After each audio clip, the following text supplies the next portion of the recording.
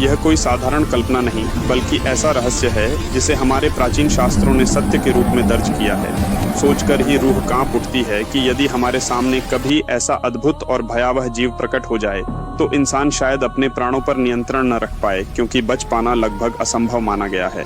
यह कोई लोक कथा नहीं, बल्कि वह वर्णन है जिसका उल्लेख श्रीमद्भागवत, महापुराण और महाभारत के आदि पर्व में मिलता है, नागों के अधिपति वासुकी के रूप में।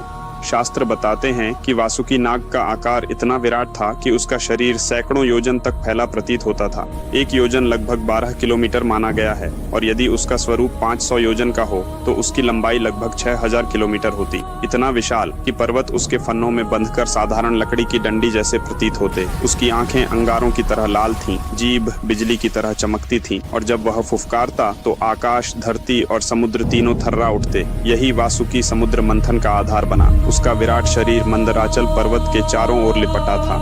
एक ओर देवता खींच रहे थे, दूसरी ओर दानव, और हर फुफकार के साथ समुद्र में उफान और पृथ्वी में कंपन दौड़ जाता।